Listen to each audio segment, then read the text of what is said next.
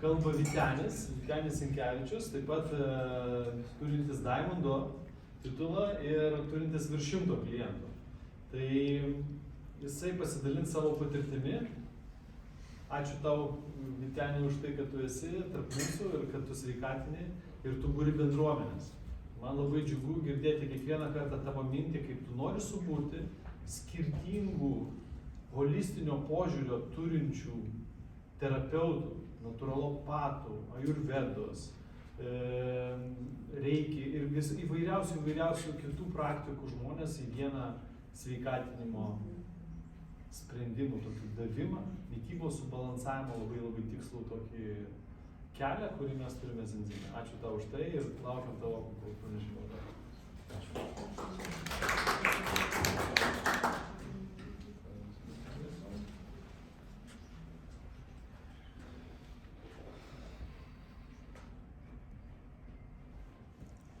Kaip jaučiate šiandien? Puikiai. O nuo ko tai priklauso? Oro. Gerai, tai oras įtakoja ką? Nuotaiką, ne? Saulė. Taip? Saulė. Saulė, mūsų Saulės sistemoje, mes gyvenam Saulės sistemoje, tokiam kosminiam laive skriejam. Ir Saulė iš tikrųjų pradeda dieną ir baigia dieną ir mes turim savo gimimą, kaip sakant, saulėtikį ir gyvenimo saulėlydį. Ne? Tai energija visgi. Taip, tai šiandien aš apie energiją norėsiu pasidalinti su jumis ir bandysiu susieti savo polėkį, pavadinkim, tyrinėti šitas temas su verslu. Pabandysim atrasti sąsajas. Aš tikiuosi, man pavyks. Taigi, labai dėkingas esu Jonui, kad vėl taip likimas suvedė mus su juo po gero 10-mečio. Susitikę buvom su Jonu turbūt 10-11 metais. Tada aš dar turėjau pizzerijas, kavinės, nors šiaip mano pirminis išsilavinimas yra menų magistras, su pagirimu esu baigęs, bet gyvenimas paskui užnešė ir į verslus, su statybom ir su maistu, viešuoju maitinimu.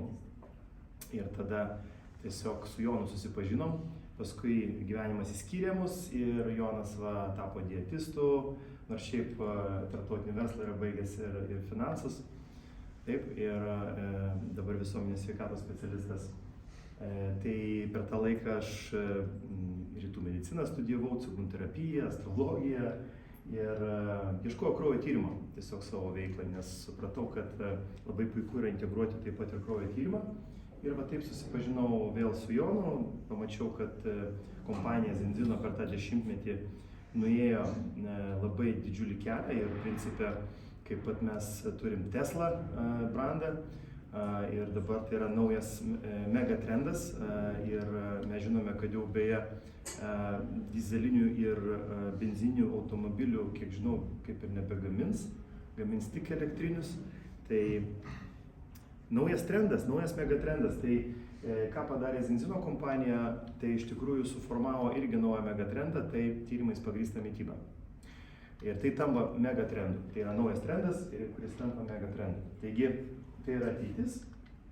Ir mano šiandien pranešimas yra, kaip tinkamai pateikti šitą idėją, šitą viziją. Ir jeigu mes susilaukiam, nes, žinot, turbūt kaip statė Eifelio bokštą Paryžiuje, buvo didžiulis pasipriešinimas, o dabar tai yra simbolis. Taip. Taigi, kas yra nauja, sunkiai mūsų protas priima. Rezistencija vyksta, toksai pasipriešinimas savotiškas. Tai kaipgi tinkamai su tuo tvarkytis, iš esmės mes pakalbėsime. Taigi, per laiką suformavau įvairias sistemas, derinamas rytų mediciną, cigrunterapiją, astrologiją, imunitetui, vyram, emocinio intelekto ugdymas ir toks gilesnis dvasinis ugdymas. Ir šiandien pabandysiu pritaikyti šitas žinias ir pakalbėti apie energiją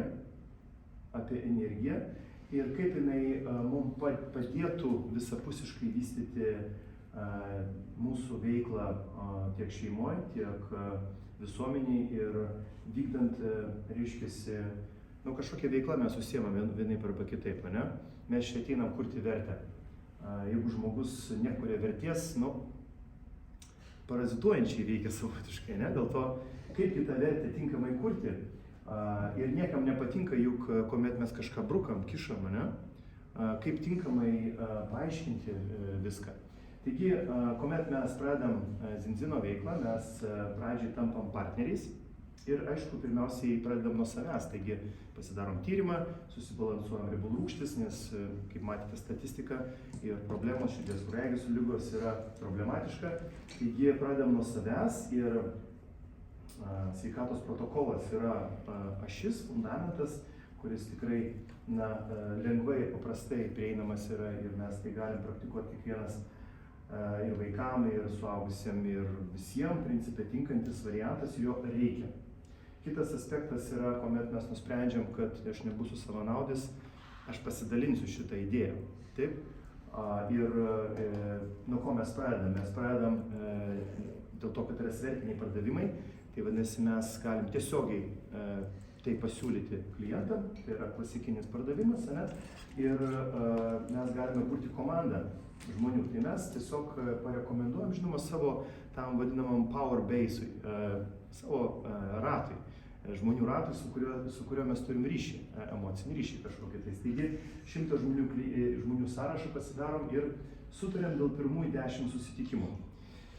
Ir kas tada įvyksta iš mano patirties ir su partneriais dirbant kolegom ir iš savo patirties, kad mes susitinkam su tokiu aspektu, kaip priimti. Kaip mums priimti save visų pirma, taip, ir kaip priimti tą ar tai klientą, ar tai partnerį. Ir čia aš tiesiog paėmiau iš psichologijos tokio C. Rogers pasiūlymą, gal net tokį kaip apibrėžimą praktinį, kaip mes turėtumėm dirbti su klientais, nes mes esam konsultantai, taip, mes konsultuojam. Taigi konsultavimo esmė ir turi būti tam tikra etika, taip, jeigu mes išeinam iš etikos, dažniausiai bus kažkoks disbalansas. Taigi visų pirma, mes turim būti orientuoti į klientą, į žmogų. Ir apibrėžimas yra tas, kad kiekvienas asmuo yra besąlygiškai vertingas ir todėl gerbtinas bei vertintinas toks, koks jisai yra. Tai kaip ir savaime atrodo suprantama, taip, bet mes kartais galim tai užmiršti, kai jisai turi kitą nuomonę, pavyzdžiui, ne? Arba klausia kažkokių klausimų ir mes turim pateikti jam atsakymus, arba nesutinka su mūsų nuomonė. Kiekvienas asmuo gali atsakyti už save. Čia yra labai svarbus aspektas, nes mes kartais prisiemam atsakomybę už kitą. Jisai pats atsakingas už save, iš tikrųjų, taip? Ir mes turim tą teisę palikti jam. Ir galiausiai kiekvienas asmuo turi teisę pasirinkti savo vertybės ir tikslus bei priimti savarankiškus sprendimus. Labai svarbus aspektas, kad jisai tai savarankiškai priimtų bet kokį sprendimą. Ir tai galioja bet kokioje konsultacijoje, kokia tai bebūtų, ne? Netgi santykiuose, jeigu mes kalbam su vaiku arba su antra puse, galioja tos pačios taisyklės. Taigi, bet čia toksai įdomus paradoksas įvyksta, to mes jį išaiškinsim. Taigi, pirmiausiai mes priimti, taigi turim susitarėm taip, kad mes turim priimti, nepaisant, kas įvyktų pokalbio metu. Ar su klientu, ar su partneriu, mes privalom jį priimti. Taip? Kaip nepakartojamą, unikalų, autentišką individą, kuris turi teisę laisvai rinktis, kaip nori elgtis, gyventi savo gyvenimą. Svarbu pripažinti, kad bet kokia įtaiga ir bet koks spaudimas kliudo klientui atsakyti už save. Tai ką tai reiškia? Jisai perkelia atsakomybę į tave. Ir tu būsi kaltas, jeigu jam nepavyks. Ir tinkamai spręsti savo problemą. Žodžiu, jam reikia palikti tą jėgą, tą sprendimo teisę. Bet po skriptum, tie patys psichologai sako, žmogus kenčia ne nuo gyvenimo, o nuo blogų sprendimų.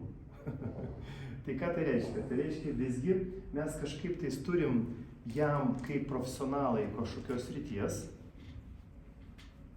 paaiškinti sprendimą, kad jisai priimtų gerą. Ir visų pirma, mes naudojam ką? Kalbą.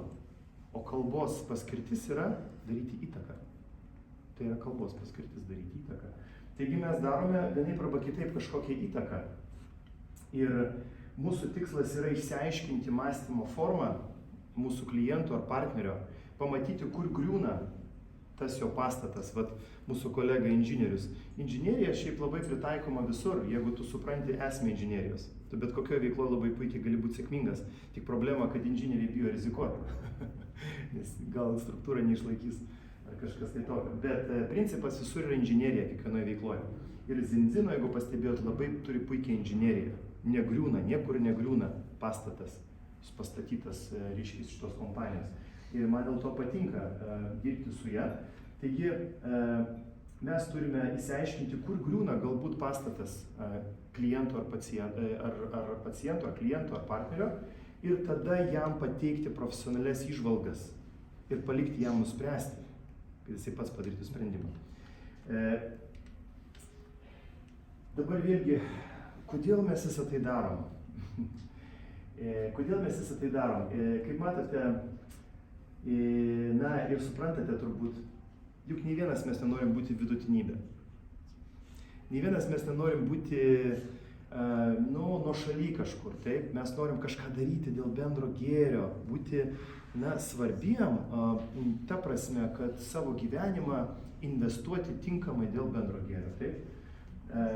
Iš esmės mes visi taigi norim būti lyderiai, mes visi norim būti sėkmingi, taip? Ir viso to yra kaina. Šitam pasaulyje, jeigu pastebėjot, visur yra kaina. Arba energija, ne? Kaip mes tai pavadinsim, bet mes daugiau apie pardavimus kalbam, taip? Tai aš naudosiu žodį pardavimas ir kaina. Bet supraskite, kad tai yra energija. Taip? Ir viskas yra pardavimas. Galbūt girdėjote tokio Grant Cardone knygą Parduok arba būk parduotas. Ir ten jis labai gerai išdėlioja. Grant Cardone, beje, jisai pradėjo visiškai Amerikoje, visiškam dugne.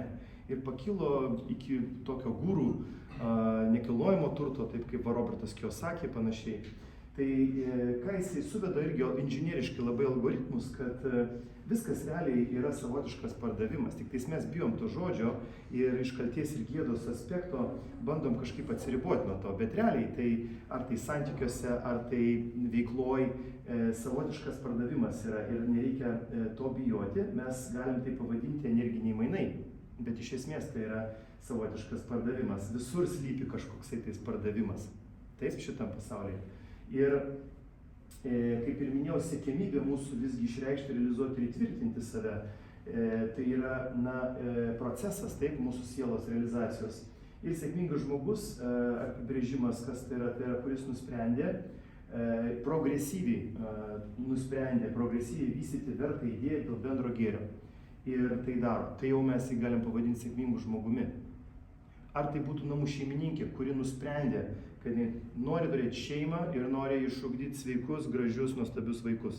Tai jos sprendimas yra ir jinai tai progresyviai daro. Ar tai būtų žmogus, kuris nusprendė tapti pardavimų konsultantu ir jisai nori statyti organizaciją, klientų organizaciją, kaip Dima pastatė, jisai nori statyti partnerių organizaciją, taip, ir dalinti šitą idėją. Tai yra sprendimas, jo sprendimas ir jisai tai vysto, daro.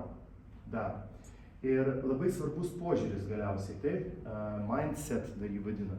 Nes mes pradedam nuo kažko ir tai yra kelias ir tam kely mes kaip ir kely susitinkam su kliūtim, akmenukais ir dažnai pametam tada kelio tikslą, o ne akmenukai, ne kliūtis, esmė yra tikslas, į kurį mes einame. Dėl to mes tą turime žvilgsnį visada palaikyti į tikslą ir apeiti, apsikasti, prasikasti, pereiti tas kliūtis, nes jos neįdomios yra. Įdomus yra tikslas. Ir labai svarbu suprasti, kada mes stipriausi, energingiausi, ir apie tai aš ir kalbėsiu, tai reikėtų daryti sunkiausius darbus dienos pradžiai. Taip? Ir aišku, keltis reikia anksčiau ir jeigu norime pasiekti kažką daugiau nei vidutinybė, mums reikės daugiau energijos. Bet tam reikia energijos. Taigi, mes žinome, kad energija gali būti fiziologinė, ne? Tai mes kalbėjome apie ląstelės kvėpavimą, Daug mes apie tai kalbam Zinzino koncepcijai ir energija gali būti vadinama mitochondrinė energija, kuri generuojama, reiškia, ląstelės lygmenyje, maisto pagalba ir deguonis. Beje, mes kalbėjome apie riebalų rūgštis, bet reikėtų paminėti ir deguonies įsisavinimą. Žmonės užmiršo kaip kvėpuoti. Nes mitochondrija, jinai pagrindė minta gliukozė ir deguonimi, bet tas deguonis turi daeiti per membraną, tai vat apie tai Asta daug kalbėjo ir reikia suprasti, kad žmonės, kurie nemoka kvėpuoti, jie gali mažiau turėti energijos. Ir aišku, maistinės medžiagos, jeigu netvarkoji, tos energijos nebus. Na, yra paskui subtilesnė energija, dabar yra iš tikrųjų technologijos, Kirijano metodas, kaip mes galim tą lauką nuskaityti. Va čia, pavyzdžiui, darėm stovyklą ir prieš stovyklą, po stovyklos 7 dienų, kur darėme meditatyvinės kvėpavimo praktikas, kaip keitėsi laukas žmogaus. HeartMath, tokia yra širdies matematika institutas, jie tyrinėja širdį ir elektromagnetiškai tyrinėja. Tai vat mes žinome, kad, pavyzdžiui, jeigu per arti žmogus prieina prie mūsų, jeigu nepažįstamas, mes kažkaip nejaukiai jaučiamės. Kodėl? Todėl, kad čia yra širdies laukas per ištiestos rankos atstumą. Tai yra etika, taip. Jeigu mes žmogaus nepažįstam, neprieiti prie jo arčiau nei per ištiestą ranką. Bet yra dėl to, kad mes papuolam į jo širdies lauką. Ir jeigu tai, mes esam jam ne kažkoks artimas, mylimas žmogus, tai gali jisai pasijausti netinkamai, ne? Tai tiesiog reikia suprasti, kad, kaip sakoma, mus valdo visą valdantis laukas. Taigi patyrinėkime, kas tai yra, nes tai labai yra svarbu tiek santykiuose, tiek darbe su klientais, nes mes interaktyvuojam pastoviai su šitais dalykais. Taigi, kas yra energija iš kinų, japonų filosofijos, tai chi, kinietiškai chi, japoniškai ki, vediniai kultūrai prana, graikijos kultūrai pneuma, tai irgi su oru susiję, taip yra, bet tiesiog gyvybinė energija. Ir jinai yra poliariška, taip, nes jeigu pastebėjau, šitas pasaulis, jisai yra poliariškas, taip, vat yra vyras ir yra moteris, taip, yra jan ir yin. Mūsų planeta Žemė turi polius, irgi pliusą, minusą. Taigi reikia suprasti, kad esmė visgi yra balansas, kaip mes turim balanso tyrimą riebalų rūgščių ir svarbus balansas, taip kad visur ir tas balansas yra svarbus. Mes gyvename balanso planetoje ir mes turim visada tą balansą gaudyti. Čia irgi yra svarbu suvokti, kad šitas pasaulis, mūsų jų šiaip yra daug pasaulio, yra aukščiausias iš žemiausių ir žemiausias iš aukščiausių, čia tokia kaip skaistykla savotiškai yra. Ir mes turim kūną ir turim sielą, mes galim patirti ekstatinės būsenas, bet galime patirti ir labai negatyvias būsenas, taip? Dėl to mes labai svarbu koncentruoti dėmesį, nes žmogus linkęs mąstyti negatyviai labiau nei pozityviai. Dėl to pozityviai mąstyti reikia dėti pastangas. Kosmose viskas parašyta, studijuokit kosmosą ir viską suprasit iš tikrųjų. Žiūrėkit, pavyzdžiui, mes turim organizaciją, arba yra klientai ir yra kažkoks konsultantas, ar terapeutas ir pacientai. Visų pirma, reikia suprasti, kad masė taip visada pritrauks didesnę masę. Tai ką tai reiškia didesnė masė? Saulės atžvilgiu taip, tai yra ir energija, ir masė, ir atstumas nuo tos masės. Tai ką tai reiškia? Tai reiškia, jeigu mes esam žmonės, mes turim palaikyti ryšį su žmonėmis. Jeigu mes nepaskambinam draugui savaitę ar dvi, tas ryšys nutrūks, nesvarbu, koks stiprus jisai buvo. Mes turim tą ryšį palaikyti. Jeigu mes neišmanom savo kažkokio tais medžiagos, kurioje mes esame, mes neturim masės. Taip, vediniai kultūrai guru yra Jupiteris, reiškia, tai sunkus. Sunkus. Guru yra sunkus, daug žinių, vadinasi, prikaupęs.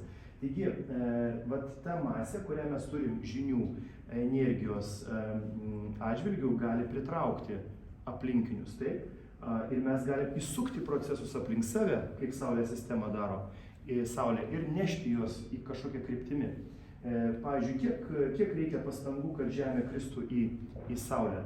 Ar jinai pasirinko šitą tikslą? Žinoma, kad pasirinko, nes tai yra aukštesnis tikslas. Saulė krenta į galaktikos centrą, ten yra galaktinė Saulė, aukštesnis tikslas. Galaktika krenta į, reiškiasi, visatos centrą, visos galaktikos sukasi. Viskas turi savo centrą ir sukasi aplink kažkokį centrą. Taigi, suprantant šitą sistemą, ir kitas dėsnis yra ne vienas Niutono dėsnis, bet veiksmas yra to veiksnis. tai mes galime suprasti, kad mes turim įdėti energiją, kad gaut kažką. Daugelis žmonių prieina prie pečiuko ir sako, duok man šilumos, paskui aš įdėsiu malką. Taip neveikia. Ir čia yra dėsnis, jisai veikia visur. Ta prasme, mes turim sumokėti kainą kažkokią tais taip, kad kažką tais gauti. Arba jeigu mes norime pasikrauti, rusiškai yra zaretka. Zaridica, zaretka. Tai vadinasi, mes turime ryte atsikelti ir padaryti kažką tais, kad pasikrauti. Mankšta vadinasi, taip. Tai kas tai bebūtų, ar meditacija, ar kažkokia tais terapija, mes turim nueiti ir padaryti, sumokėti pinigus, skirti laiko. Paskirtis irgi labai susijusi su energija, taip, yra tipologija. Aš trumpai, tiesiog čia galite patyrinėti šitas temas, ne? Čia visą dieną galima kalbėti apie tai, bet esmė yra ta, kad tipologija yra. Vieniem reikia ten, vieni sako, aš per protą suvokiu pasaulį, kiti sako, aš per širdį, kiti per veiksmą, kiti, jiem reikia valdžios, ne, kitiems struktūros. Ir šita tipologija, jinai ateina iš planetų, nes mes gyvenam Saulės sistemoje. Taip? Saulės sistemoje jau buvo, kuomet mes atėjom į šitą planetą. Tai vadinasi, mūsų struktūra nesikeičia nuo Saulės sistemos, nes yra viskas analogiška. Taigi, kraujo linija, taip pat energija, taip, ir 7 kartos labai daro didžiulį įtaką mums, reiškiasi kraujo linijos. Ir reikia suprasti, kad yra mamos pusė, tėčio pusė. Ir buvo luomai anksčiau, jie niekur nedingo, jie išliko, žmonės skiriasi, mes pastebėjome, jie skirtingi yra. Gali dabar problema yra ta, kad anksčiau buvo tvarka, taip buvo šventikai, kariai, administratoriai, prekybininkai ir darbininkai, paslaugų tiekėjai. Jos susimaišė dabar tos kastos, bet jos liko kraujo linijoje, taip. Vat būna kalbi su žmogumi ir jisai girdi tave apie kažkokius gilesnius dalykus, kitas apie gilesnius dalykus negirdi tavęs. Ir nieko nepadarysi tiesiog, bet reikia suprasti pagal veiklas, jeigu mes vėlgi kalbam apie veiklą su klientais, su pacientais, su partneriais, taip, taigi vienas galbūt bus meistriškas dirbant su klientais, ne? Jisai dirbs su klientais, tai yra darbas, bet jisai jį dirbs nuosekliai ir viskas labai gerai, tai jo galbūt kelias dirbti su klientais, ne? Galbūt jisai pamatys, kad jisai gali apmokyti dirbti su klientais kitus savo partnerius, taip? Tiesiog dalinsis tą idėją dirbti su klientais, jisai tampa savotiškas verslininkas jau, ne? Nes jisai duplikacijos metodą naudoja. Galbūt paskui jisai pamato, kad jo tikslas vesti tą komandą kažkokia kryptimi, taip? Jisai tampa vadovas. Ir paskui galiausiai jisai supranta, kad jis turi pasidalinti šitą visą informaciją, šitų įdirbių ir jisai tampa mokslininkas edukatorius. Plus mes gyvenam vandenio epochoje ir anksčiau žmonės segmentiškai suvokdavo šitus dalykus. Dabar viskas tai turi būti viename žmoguje, bet čia toks jau high levelis. Reiškia, vyras jisai turi būti ir meistras, ir verslininkas, ir vadovas, ir edukatorius. Pavyzdžiui, moteris taip pat. Energetiniai centrai mūsų kūne, mes to negalim, jeigu skrodimą padarysim, mes ten nerasim energetinio centro, neužfiksuosim, bet tai yra lauko lygmenyje, taip? Ir jinai kaupėsi energija vėlgi sferiškai, kaip kosmose planetos sferinės yra, taip? Tai per energiją koncentruojasi į tam tikrą sferą, yra tokie 3 pagrindiniai centrai ir paskui yra 7 pagrindiniai centrai. 7 principas visur šiaip matomas yra. Ir kodėl aš apie tai kalbėsiu, jūs to suprasit, bet esmė šitą sistemą galim naudoti tiek medicinoje, išaiškinant, kur yra liga, kokiam aukšte, nes tai yra susijęs su endokrininė mūsų sistema. Pirmas energetinis centras išlikimas, paskui seksualumas, jėga, meilė, komunikacija, intuicija, dvasia. Yra daug apibrėžimų, bet principe tai yra subalansuotas žmogus, kuomet šitie centrai veikia darnoje, pavadinkime, ne? Ir dabar prie mūsų, reiškiasi, temos pritemsiu viską, susiesiu. Tai kuomet šituose centruose užsiblokuoja energija, energijos tekėjimas, kaip, pavyzdžiui, užsiblokuoja ląstelės membraną, ne? Mes kalbėjome apie tai, sutrinka cirkuliacija, taip? Tai energija irgi teka kanaluose, meridianuose, bet akumuliuojasi jinai tam tikrose energiniuose centruose ir tai yra susijęs su endokrininė mūsų sistema. Tai yra hormonalinė mūsų sistema ir principė tai labai jautrus toks mechanizmas. Mes galim tą energinį centrą praverti, o paskui žmogus išeis į gatvę, jį kažkas tai įžeis ar užmins jam ant kojos ir vėl jisai užsivers. Dėl to tai yra lauko lygmenyje labai subtilu. Todėl, kuomet mes turim pardavimą, ar mes turime konsultaciją su klientu ar pacientu, ar mes turim apmokymus su partneriu, šita sistema pastoviai veikia, mes interaktyvuojam per ją, santykiai per šitus centrus su savo klientu, pacientu, partneriu, mentoriu. Taigi, mes turbūt pastebėjome, kad būna žmonės, kai pradeda veiklą kažkokią, jie bijo. Jie bijo kalbėti apie tai, jie bijo ateiti į susitikimą, jie bijo paskambinti ir pakvies žmogų į renginį, kur tiek daug vertės bus. Ne? Yra kažkokia baimė. Yra baimė, nes reiškiasi natūraliai, kai mes darom veiksmą, gali būti mirtis. Todėl evoliuciškai mes linkę stovėti nuo šaly ir laukti, kol kažkas įvyks. Jo, arba žmona į priekį. Čia šiuolaikiškas vyras tai daro. Nes vandenio epocha beje yra moters epocha ir moteris aktyvesnis yra. Taigi baimė. Mes turime mokėti nugalėti tą baimę. Kas nugali baimę? Veiksmas. Veiksmas nugali baimę. Mes turim imtis veiksmų ir veikti. Tada mes nugalim baimę. Eksploatacija, taip, antras energetinis centras, seksualinis centras, taip. Vat, pavyzdžiui, vyras linkęs eksploatuoti moterį per seksualinį centrą. Moteris linkusi eksploatuoti vyrą per kurį centrą? Per pirmą. Nes dažnai būna vyras, tai toksai būtybė ant kojyčių, kuris turi piniginę ir kuris užtikrina namus, šaldytuvą, keliones. Čia moteris per šitą linkusi, ne tai, kad pastoviai linkusi eksploatuoti. Tai veikia energija. Taigi, eksploatacija mes dabar kalbam apie susitikimą, ane? Ir apie santykį su klientais, ir santykį su, pavyzdžiui, partneriu, ane? Jeigu mes turim mentorių, mes prašom jo pagalbos. Taip? Bet dažnai būna pradedam eksploatuoti jį. Ane? Arba jeigu mes turim klientą ir mes jam, pavyzdžiui, matom, kad jam reikia tik tais tiek ir tiek. Bet mes pagalvojam, o davai dar įkišim ir šitą. Čia jau eksploatacija. Mes turim tiksliai tiek, kiek reikia. Tiek, kiek jam reikia. Pagal savo profesionalų darbą atskleisti. Tada nebus eksploatacijos. Savo pakankamumas yra pliusas, pavadinkim, šitos minusų. Visų čia yra minusas ir pliusas, parašyta. Taigi, savikritika. Savikritika, trečias energetinis centras, ego centras dar vadinamas, taip, yra esminis ir melagingas ego. Tai kuo skiriasi, taip, esminis ego, tai aš noriu tapti, tarkim, Zinzino prezidentu, ar 2 žvaigždučių prezidentu, nežinau. Todėl, kad aš tą noriu padaryti ir aš nenoriu nei kontroliuoti, nei uzurpuoti, nei įtakoti kažkaip žmonių, tai yra mano sprendimas. Ir mano laikas, mano gyvenimas ir mano savirealizacija. Ir aš tai darau dėl bendro gėrio.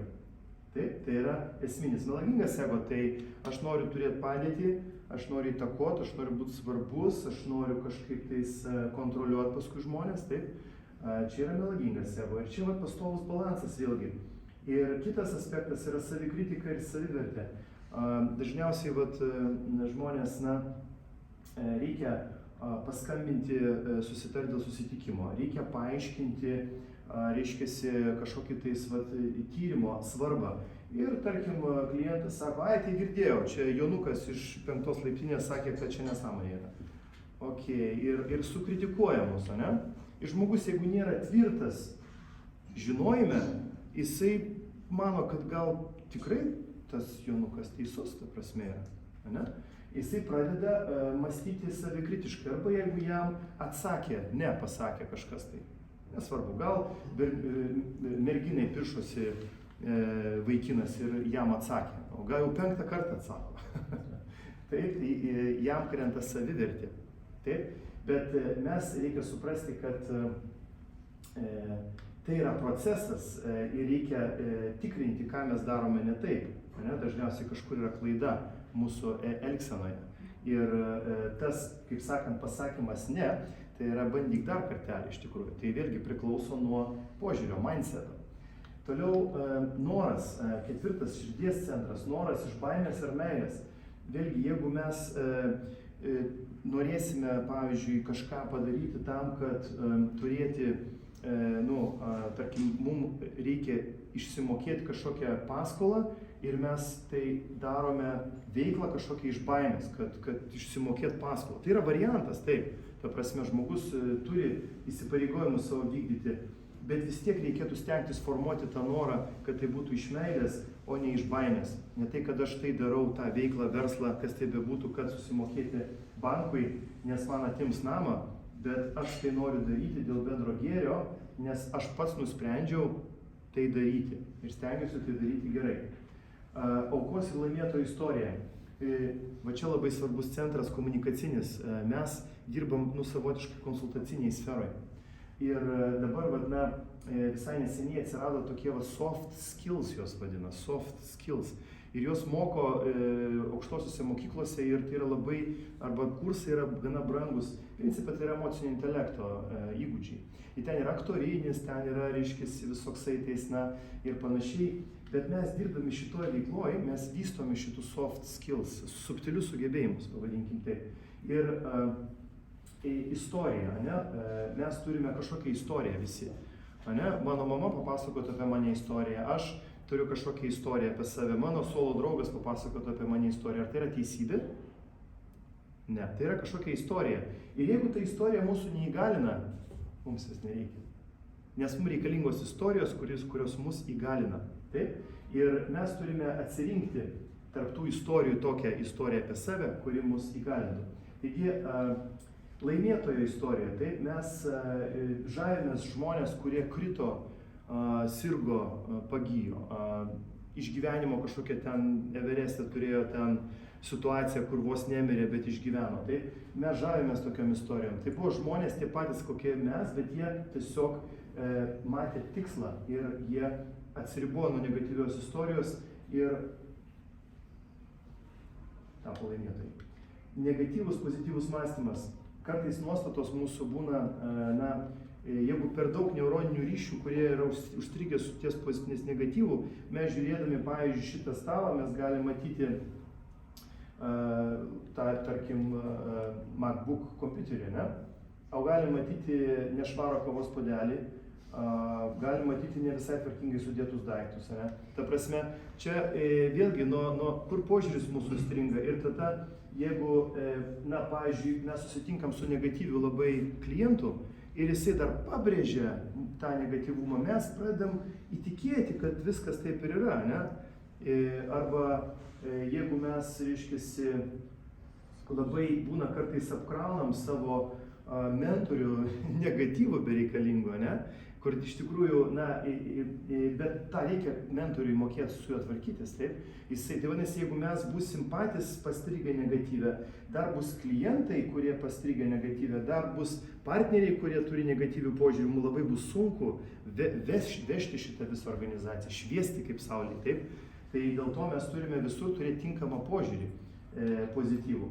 Na ir savivalė ir Dievo valios vykdymas čia yra labai svarbu irgi mūsų veikloje. Kodėl aš tai darau apskritai? Kodėl aš būtent pasirinkęs esu šitą kelią ir kodėl aš tai darau? Ir galbūt partneris, kokius aš atsirenku partnerius, ne? Ar mums pakeliui ideologiškai? Mentorius irgi labai svarbus dalykas. Gal jisai turės kažkokius tai labai gerus skillsus pardavimo, bet mums nepakeliui su juo dvasiškai, pavadinkime, ne? Čia irgi labai svarbus aspektas yra, nes paskui bus kognityvinis disonansas anksčiau ir vėliau. Ir kaip susikelti energiją, jeigu mes neišmanom šitų aspektų, čakrų, kraujo linijų ir tiesiog tam reikia laiko, patyrinėkite, mes galime tai padaryti su komanda, taip, susikelti, nes duplikuojasi energija. Pavyzdžiui, Jonas, 10 metų virš šitoj srity, jisai ir finansus išmano, jisai visada patars paskaičiuos, suplanuos, reiškia, tik paskui reikia veikti ir daryti. Ne? Andrėjus, 20 metų tiesioginiuose pardavimuose, visada patars, ką daryti, plus dar dalyvauju žiniuonių klube, ne? Laisvu laiku, žino viską praktiškai, ne? Laimi apdovanojimus. Dima, inžinierius, bet ir 200 klientų turi, taip? Bet jeigu reikia, pavyzdžiui, rozetę sutvarkyti, atėjau trečiadienį šį kabinetą, žiūriu, viskas išmėtyta, daiktai ten, įrankiai, ten, žodžiu, apversta. Pasidariau kavos padelį, jau kabinetą, kiek ten praėjo, labai trumpai žiūriu, viskas jau sutvarkyta, rozetė sudėta, šviesa dega, jau Dima šluoja, dulkytės ten, ta prasme, nieko savo galvoju. Ta prasme, mes turime, šeimos daktaras Andrius Kunėjus, taip? Gali pakonsultuoti iš ligų pozicijos, bet gali ir suorganizuoti, pavyzdžiui, takelį ant žaryjų ir pirtininkas. Profesorius Ambrozaitis irgi, kiek patirties, reiškiasi, kiek žinių ir mes tai galime visi gauti, nes mes sinergijoje dirbam. Asta Keturkienė, gydytoja, ajurvedos specialistė, taip, tai kiek yra gyvenimo ir mes visą tai duodam viens kitam. Tai yra didžiulė sinergija. Taigi, kviečiu jungtis į bendradarbiavimą ir gero tolesnio mokymosi.